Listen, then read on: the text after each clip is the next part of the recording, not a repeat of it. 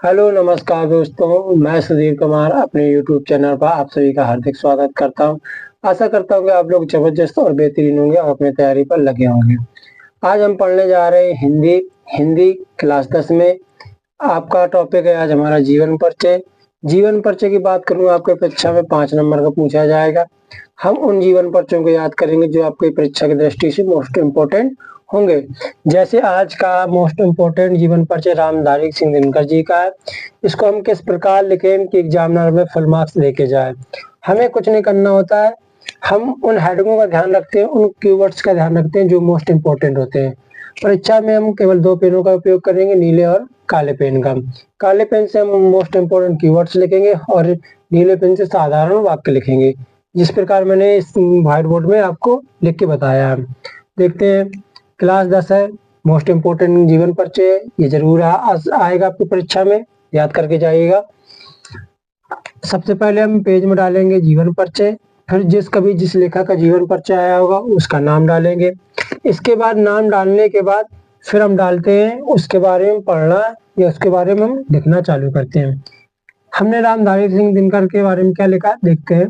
इनका जन्म सन 1908 में बिहार राज्य के मुंगेर जिले के सिमरिया ग्राम में एक साधारण किसान परिवार में हुआ था। कहाँ हुआ था? एक साधारण किसान परिवार में हुआ था। अब कब कब हुआ था?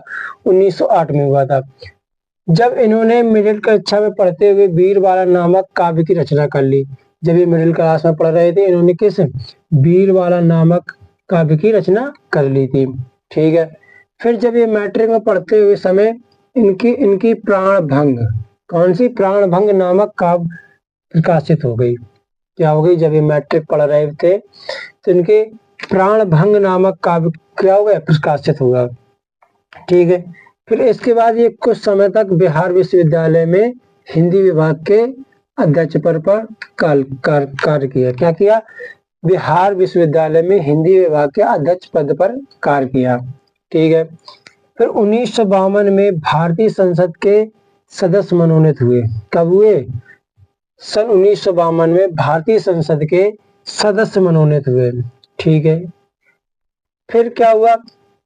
सन 1959 में इन्हें भारत सरकार ने पद्म विभूषण से सम्मानित किया, यानी पद्म भूषण से सम्मानित किया।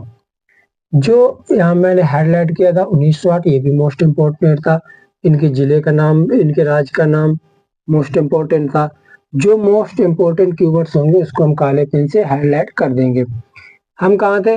1959 में। 1959 में इन्हें पद्म भूषण दिया गया था। क्या दिया गया था? पद्म भूषण पुरस्कार दिया गया था। उस समय राष्ट्रपति कौन थे? डॉक्टर राजेंद्र प्रसाद जी थे। ठीक है। फिर 1972 में इन्हें ज्ञानपीठ पुरस्कार दिया गया। कब दिया गया? 1972 में इन्हें ज्ञानपीठ पुरस्कार दिया गया। ये भी मोस्ट इम्पोर्टेंट था, तो इसे मैंने क्या कर दिया? हाईलाइट कर दिया। 1972 में इन्हें ज्ञानपीठ पुरस्कार उर्वशी रचना के लिए दिया गया। क्या? कौन सी रचना के लिए दिया गया? उर्वशी रचना के लिए दिया गया। फिर आगे 1963 में भागल विश्वविद्यालय के कुलपति नियुक्त किए गए। क्या किए गए? 1963 में भागल विश्वविद्यालय के ये कुलपति नियुक्त किए गए। ठीक है। इसके बाद दिनकर जी ने भारत सरकार हिंदी समिति के सलाहकार और आकाशवाणी के निर्देशक के रूप में कार्य किया। क्या किया? जो भारत सरकार की हिंदी समिति के सलाहकार बने और आकाशवाणी के निर्देशक के रूप में इन्होंने कार्य किया। फिर ये संस्कृति के 4 अध्याय के लिए इन्हें कौन सा पुरस्कार दिया गया? साहित्य अकादमी पुरस्कार दिया गया। क्या दिया गया? साहित्य अकादमी पुरस्कार दिया गया। इनकी प्रसिद्धि, यानी ये फेमस किस में थे? इनको प्रसिद्धि किस में मिली?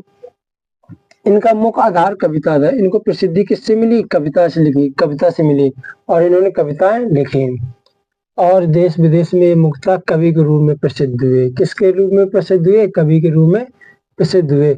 और 1974 का समय होता है जब इनकी मृत्यु, यानी ये पंचतत्व में विलीन हो जाते हैं। क्या हो जाते हैं? पंचतत्व में विलीन हो जाते हैं। हमें इसी प्रकार भांति से लिखना है, लेकिन मैंने आपको यहाँ सर्कल किए, आपको एग्जाम में सर्कल नहीं करने हैं। ये मैंने आपको समझाने के लिए सर्कल किए हैं। उनके बारे में लिखने के बाद फिर उनकी रचनाएं मोस्ट इम्पोर्टेंट होती। अगर रचनाओं में हमें विधाएं पता हो तो बहुत सही रहेगा। और काव्य की बात करूं, इनकी रचना, काव्य में इनकी रेणुका है, हुंकार है, कुरुक्षेत्र, रश्मि रथीय, परशुराम की प्रतीक्षा है। अगर इनकी काव्य क्या है, रेणुका हुंकार है, कुरुक्षेत्र, रश्मि रथीय, परशुराम की परीक्षा है। इसी हेडिंग से रचना हेडिंग डालेंगे, फिर हमें काव्य डालेंगे। काव्य डालने हेडिंग के बाद जो इनके काव्य है उनके नाम लिख डालेंगे, जैसे रेणुका हुंकार, कुरुक्षेत्र, रश्मि रथी, परशुराम की प्रतीक्षा। ठीक है, इसके बाद जो निबंध है, इनके निबंध क्या, अर्धनारीश्वर है, बट पीपल है, उजली आग है। ठीक है, इतना सब लिखने के बाद मोस्ट इम्पोर्टेंट क्या होता है, हिंदी साहित्य में रचना। ये भी रचनाएं भी इनकी मोस्ट इम्पोर्टेंट होती हैं।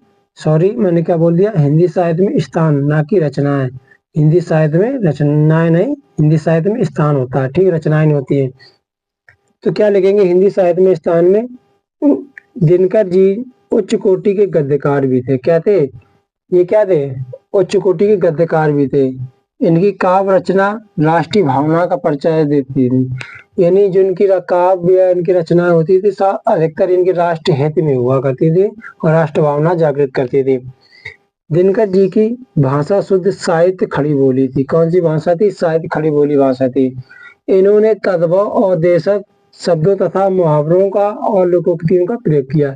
इन्होंने अपनी रचनाओं में किसका प्रयोग किया, तद्भव शब्द के किए और देशज शब्दों का तथा मुहावरों और लोकोक्तियों का प्रयोग किया। ठीक है, इनकी गणना विश्व के महान साहित्यकारों में की जाती है। विश्व में ये फेमस थे, किसके रूप में, कवि के रूप में फेमस थे। और हिंदी साहित्य में राष्ट्र कवि की संज्ञा दी गई है। कैसी कवि दी गई, राष्ट्र कवि की संज्ञा दी गई है। जीवन परिचय हम इस तरीके से लिखेंगे तो एग्जामिनर हमें फुल में मार्क्स लेके जाएगा। मैं आशा करता हूं कि आप इसी तरीके से एग्जाम में लिख के आएंगे, जिससे एग्जामिनर आपको फुल मार्क्स जरूर देगा। और हमारे इसी तरह की वीडियो के पाने के लिए हमारे SR कोचिंग को सब्सक्राइब कीजिए। नमस्कार, धन्यवाद।